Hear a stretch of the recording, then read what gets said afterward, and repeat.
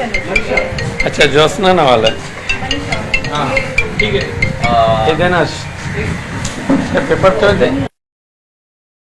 राऊत साहेब खरं तर कालपासून ज्या पद्धतीने आपल्या घरातलाच विषय आहे आणि आपल्या ज्या सुनबाई आहेत या कोर्टात दाखल केलेल्या आहेत, त्यांनी आपल्यावर गुन्हा देखील दाखल केलेला आहे। त्याचबरोबर आपण काल जे आरोप केलेले आहेत ते आरोप देखील त्यांनी फेटाळून लावलेले आहेत। बघा, ज्यांना वायफळ बडबड करायची असते, पूर्वग्रह दूषित ठेवून कोणाच्या तरी सांगण्यावरून अशा पद्धतीने बदनामी करण्याची भाषा करायची असते, ते अशा पद्धतीने मी ह्या त्यांनीच दिलेल्या पेपरच्या आधारे बोललेलो आहे, त्याच्यामध्ये बाहेरचं काहीच नाही बोललेलो आहे मी। त्यामुळे त्यांच्या या वायफळ बोलण्याकडे मला लक्ष देण्याची आवश्यकताच नाही। त्यांची स्वतःची जी तक्रार आहे त्या तक्रारीमध्ये त्यांनी लिहिलेलं आहे की ह्या प्रत्येक वेळेला मला भीती वाटत असल्यास मी नेहमी माझे आई वडिलांना सोबत घेऊन ठेवत होते। आता जर प्रत्येक वेळेला आई वडील होते आणि आई वडील तर सज्ञान आहेत, मुलगीसुद्धा सज्ञान आहे, तर त्यांना एकदा असा गैरप्रकार झाला असं जर निदर्शनास आलं तर ताबडतोब त्यांनी पोलीस स्टेशनची धाव का नाही घेतली, हा विषय तर येतोच। दुसरं म्हणजे इथे त्यांनी स्पष्ट लिहिलेलं आहे त्यांच्या तक्रारीमध्ये, मी 29 डिसेंबर 2023 रोजी स्वतःहून माहेरी गेलेली आहे। जाताना मला डॉक्टरने सांगितलं म्हणून माझं स्त्रीधन जे आहे त्या सहित घेऊन गेलेले आहे।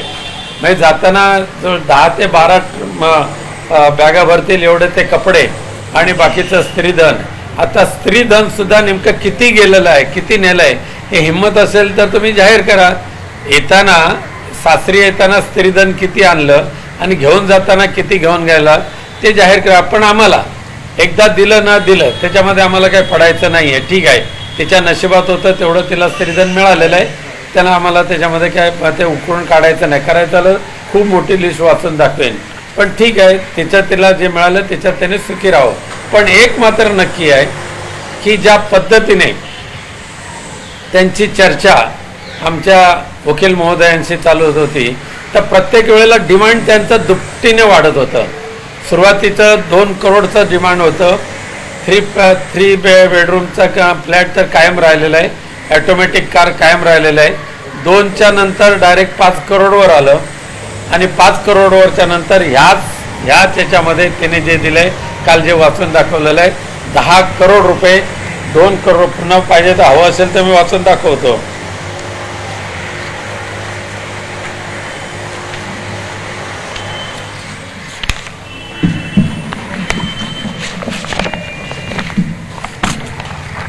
टोटल 12 करोड 50 लाख एवढी डिमांड ही त्यांची वाढलेली आहे।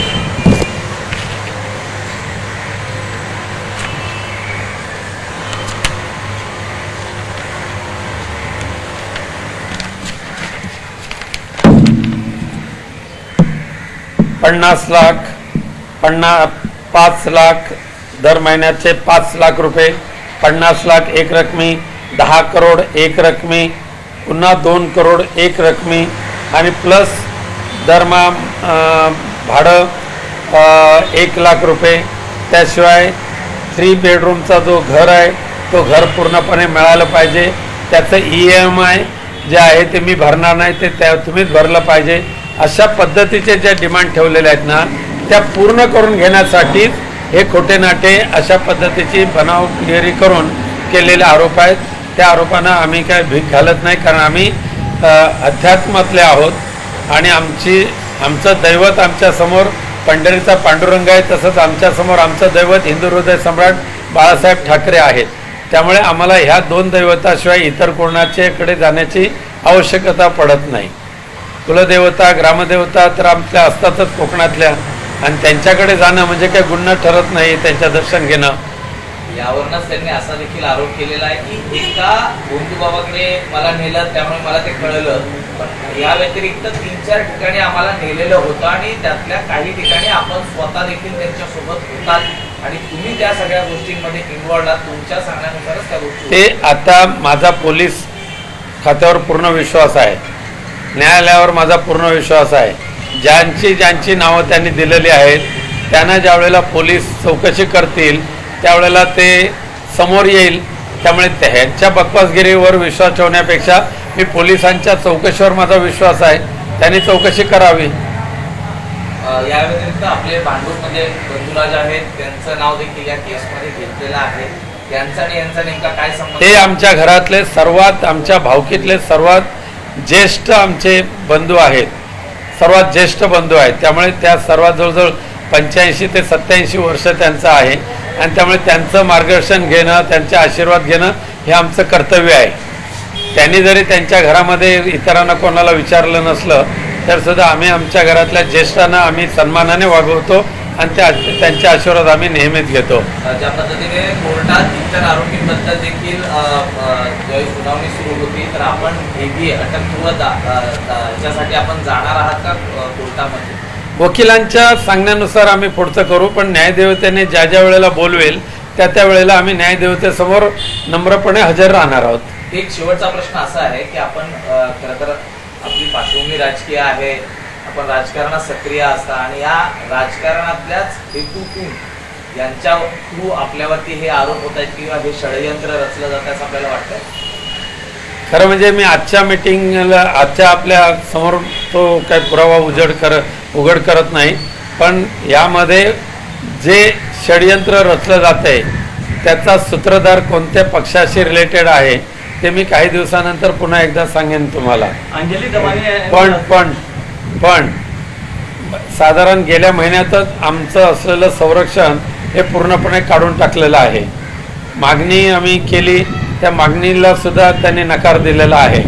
त्यामुळे याच्या पाठीमागे षडयंत्र तर आहेच, पण ते आमचा विश्वास न्यायदेवतेवर आहे आणि त्यामध्ये आम्ही नक्की सही सलामत बाहेर पडू. अंजली दमानी यांनी सांगितलं की विषय गंभीर आहे, मुलांनी टॉर्चर केलं आहे, याची चौकशी झाली पाहिजे. चौकशी पोलिसांनी करावी, त्यामध्ये आमचं काही अडथळा नाही आहे आणि प्रत्येक वेळेला पोलीस ठाण्यामध्ये ज्या वेळेला चौकशीला बोलवतील त्या वेळेला आम्ही हजर राहणारच आहोत. प्रवीण दरेकर यांनी आरोप केले आहेत की हा तर घराचं एक प्रकरण आहे, याच्या पुढे अनेक प्रकरण समोर येणार आहेत. किती येतील ते येतील, कारण सध्या त्यांचं बाकी धंदेच काही नाहीत त्यांना.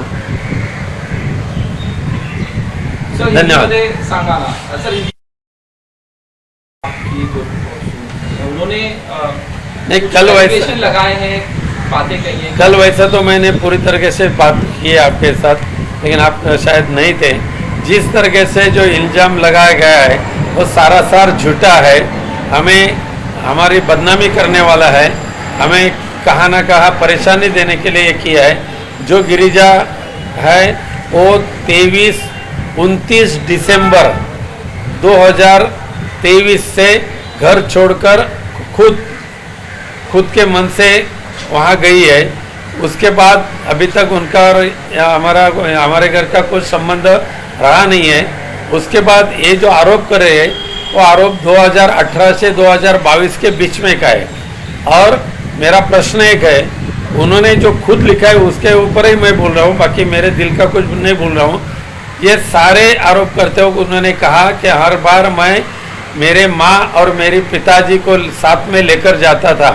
अगर मैं कोई भोंदू बाबा के पास जाकर उसके ऊपर कुछ ऐसा ज़बरदस्ती या कुछ गलत तरीके से आरोप कर्म करता था तो उनके माँ और उनके पिताजी साथ में रहते थे. उन्होंने तुरंत पुलिस थाने में शिकायत दर्ज क्यों नहीं की? 22 के बाद अभी 26 है, 4 वर्ष के बाद अभी उनको लगा है कि ये शिकायत करो. उसके बाद 29 दिसंबर 2023 से वो घर छोड़कर गए, पूरा सामान लेकर गए और उन्होंने स्टेटमेंट में लिखा है, मेरे डॉक्टर ने मुझे कहा इसके लिए मैं मेरा स्त्री धन और मेरा सारा जो भी कुछ है 10 से 13 बैग आपने बोला, हाँ वो सब मैं लेके जा रहा हूँ. हमने उसके लिए उसको एक सिंगल वर्ड से पूछा नहीं ये क्या क्या लेके जा रहे हैं, वो हमें दिखाओ, ये भी हम लोगों ने इतने पूछा. हम बोला ठीक है, जो उसके नसीब में था वो सब लेकर गया, हमें उसके पास कुछ देखना नहीं. लेकिन ठीक है, अब भी जो उन्होंने टीवी का केस फाइल किया उसमें कम से कम 12.5 करोड़ रुपए की मांग की है. लेकिन उसके पहले भी पहली जो उनके डिस्कशन हुआ था उसमें 5 करोड़ और एक जो मध्यस्थ है उसके लिए 2 करोड़ की मांग की थी, 3 बेडरूम किचन का मांग की थी, एक automatic car not less than 20 lakh उसकी मांग की थी, टेरेस फ्लैट चाहिए था वो भी थाना या बोरीवली में चाहिए था, ऐसी मांग की थी। उसके बाद इसके लिए हमने ना बोले तो उसके बाद उन्होंने डीवी में 12.5 करोड़ रुपए की मांग की है, साथ साथ में 3 बेडरूम किचन की भी मांग की है, साथ साथ में हर महीने में 1 लाख और उसका रेंट होना चाहिए वो भी मांग की है। साथ में हमारे बेटा जो है मेरा गितेश उसका घर का जो घर है उसके ऊपर लोन है, वो फ्लैट उसे मिले लेकिन लोन की EMI वो गितेश ने भरनी चाहिए। ऐसे सारे मुद्दे उन्होंने ये डीवी में रखा है। ये पूरा करने के लिए इतनी बड़ी ये षड्यंत्र उन्होंने रचा। मुझे उसके डर नहीं है कोई भी, मेरा विश्वास पुलिस थाने के ऊपर है, मेरा विश्वास न्याय देवता के ऊपर है।